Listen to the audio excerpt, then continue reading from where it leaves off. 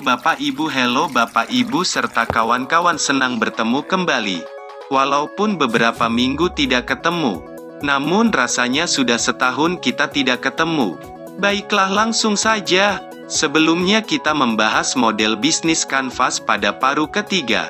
Mari terlebih dahulu merangkum model pemberdayaan CBPR yang telah dijelaskan pada paruh kedua. Perlu pahami Bapak Ibu sekalian, bahwa model pemberdayaan CBPR memiliki 5 elemen penting yang harus dilalui dan dikuasai. Yang pertama, identifikasi masalah penelitian. Dalam penelitian tentu berbau teoritis, maka perlu identifikasi masalah penelitian terlebih dahulu dengan perspektif tertentu. Kedua, desain research. Pada bagian ini, seorang peneliti harus memiliki desain penelitian yang relevan dan kontekstual, serta menawarkan desain yang sistematis terhadap persoalan yang dihadapinya. Ketiga, implementasi yang merupakan bagian menerapkan. Desain research perlu menerapkan ke realitas. Lebih gampangnya desain secara teoritis adaptasikan dengan masalah. Lalu keempat, diseminasi, dan pada tahap ini lebih kepada penyebarluasan sementara yang dikembangkan dari beberapa tahap tersebut. Bisnis model kanvas atau BMC merupakan salah satu metode pemberdayaan khas. Dalam kewirausahaan, BMC menciptakan aktor fasilitator yang lebih siap secara mental dengan menyingkirkan mental block. Lalu pentingnya membangun tim fasilitator yang terlembaga. Seperti misalnya UNESA bekerja sama dengan mitra kunci atau USAID, desa wisata, proyek pemaknaan dan lain sebagainya. Berhubungan dengan KKN, maka SKS KKN masih 3. Maka BMC kurang berjalan maksimal. Dengan 20 SKS sampai 40 SKS, maka BMC akan relevan untuk diterapkan secara sistematis. Agar kegiatan KKN dilakukan dengan rasional serta terukur bagi masyarakat. Apalagi, KKN tematik kewirausahaan. Mendorong kolaborasi multisektoral untuk mempromosikan inisiasi kewirausahaan berbasis desa, melalui kegiatan pemberdayaan masyarakat oleh universitas. Pendekatan BMC paralel dengan pendekatan PAR, ABCD, dan CBPR sebelumnya. Langkah awal yang penting, yaitu bagian deskripsi lokasi. Pada bagian ini perlu diperhatikan dengan cermat dan teliti untuk memahami ada di bagian ini. Pertama, kondisi geografis. Apa saja kondisi geografis diantaranya, yaitu letak, penggunaan lahan, fasilitas umum, dan orbitasi.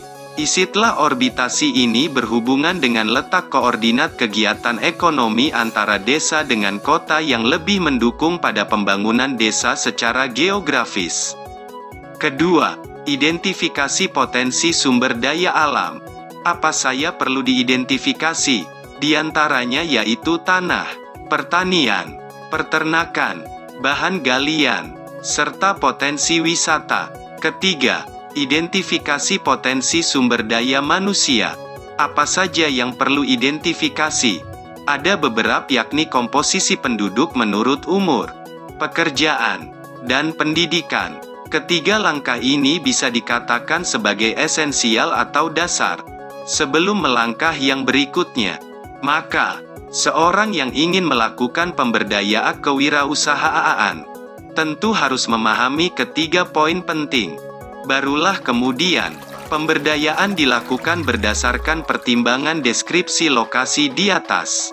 Kemudian ada beberapa langkah penting yang perlu diperhatikan setelah memahami deskripsi lokasi. Bagian A. Fasilitator. Apa yang dimaksud dengan fasilitator? Fasilitator arti luas.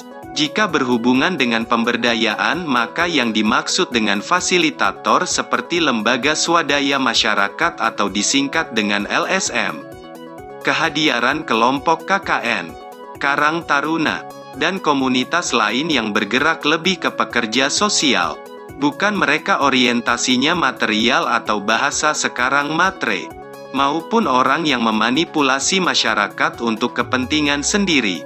Beberapa fasilitator ini memerlukan outreach atau lebih kepada penjangkauan untuk diajak orang potensial untuk ajak berkembang pesat. B. Mitra pendampingan, yang bagian dari fasilitator namun bagian mitra pendampingan ini lebih kepada observasi di lapangan dengan serius dan data yang empiris. Seorang yang melakukan observasi jangan sampai percaya pada berita atau tidak mudah percaya terhadap aparat desa. Observasi mengacu pada mencari orang potensial namun tidak berdaya. Biasanya, secara sosiologis, faktor gender, umur, usia, pendidikan, pergaulan untuk menentukan calon yang perlu diperdayakan.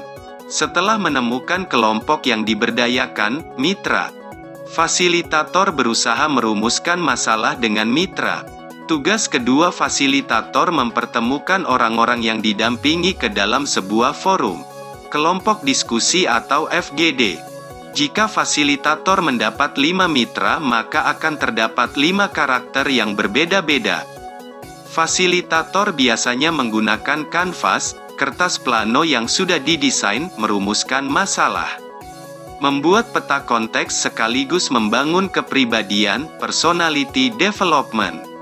Fasilitator dapat mengadaptasikan pembelajaran berbasis proyek, project-based learning, 4 dan dengan pendekatan design thinking.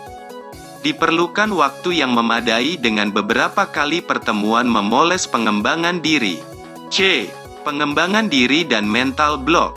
Tahapan ini mitra sudah dijangkau sesuai dengan target dan tujuan pemberdayaan. Mereka adalah pribadi-pribadi yang memiliki norma dan value yang berbeda. Sebagian ada yang saling mengenal atau tidak mengenal. Namun, untuk mengenal diri secara mendalam memerlukan interaksi secara mendalam dan terus-menerus. Tahap awal yang bisa dilakukan dalam mengembangkan personality mengajak mereka merumuskan kebutuhan yang belum tercapai di komunitas itu. Untuk mencari solusi kebutuhan perlu yang terkendala itu, mitra perlu diajak untuk merumuskan negative trends, positive trends, harapan, kecemasan atau ketakutan, kesempatan dengan FGD. Adapun fasilitator memberikan kesempatan individu untuk mengemukakan gagasan, menciptakan suasana kondusif, bersahabat, tidak mendikte ataupun memaksa. Perlu ketahui tren, namun situasi yang berbahaya adalah jangan sampai ada pengembangan diri atau mental block.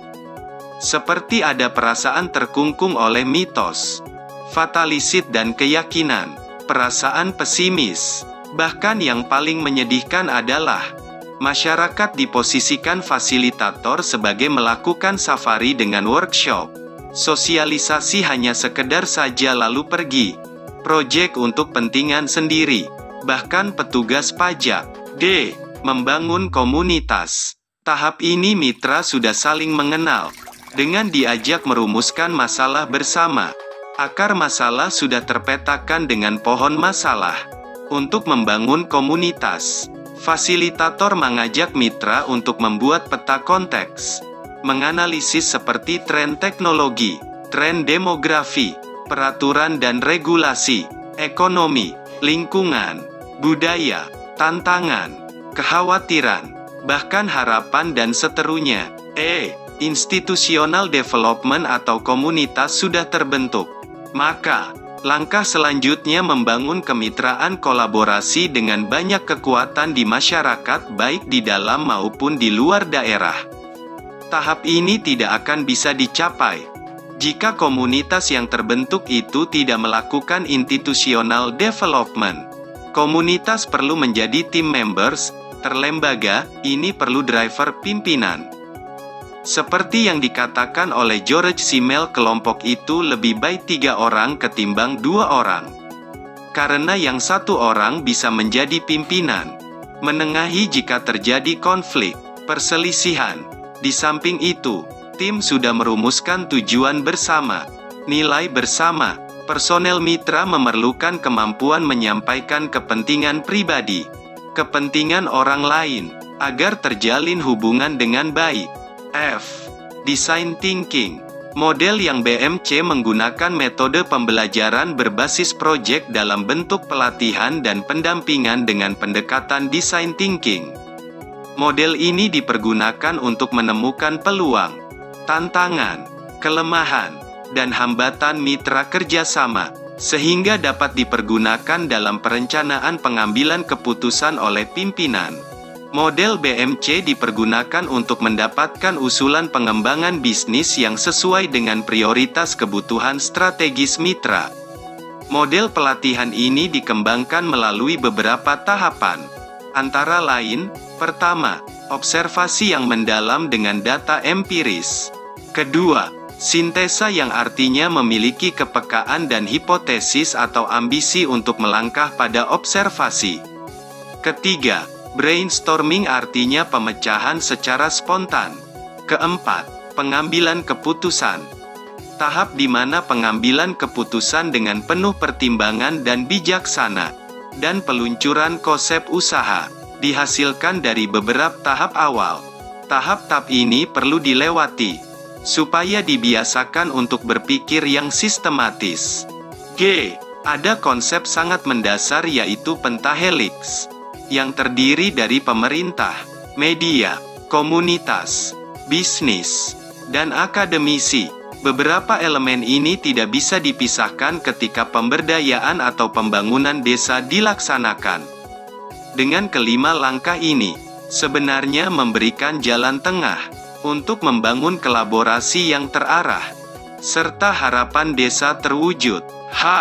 Financial Management Canvas, atau literasi keuangan. Kerennya lagi, model ini biasa digunakan organisasi pendidikan, keilmuan, dan kebudayaan Perserikatan Bangsa-Bangsa atau UNESCO. Sebenarnya kita bisa dijelaskan sesuai gambar. Namun gambarnya buram dan membuat kita bingung, maka jelaskan secara sederhana sebagai berikut. Yang pertama, bagian A, modal, biaya perlengkapan, biaya lain-lain. Mengawali bisnis harus ada modal, apa yang harus produksi atau nama usaha, dan jenis produksi. Setelah memiliki itu, yang bagian B, biaya produksi, bahan baku langsung, tenaga kerja langsung, biaya pendukung. Semua ini bisa digerakkan semua modal awal untuk biaya produksi, membeli bahan baku, membayar tenaga kerja, bahkan sampai biaya pendukung lainnya. Kedua, harus punya target baik jangka pendek maupun jangka panjang.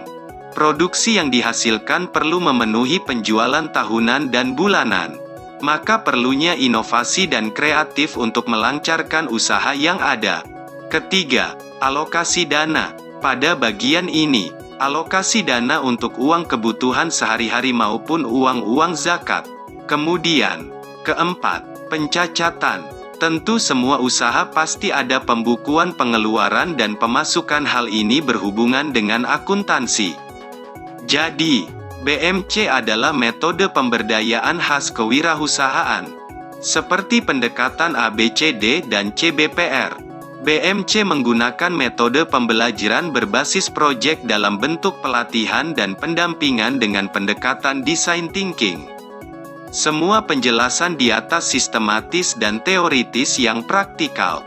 Semoga dapat membantu dan bermanfaat. Amin.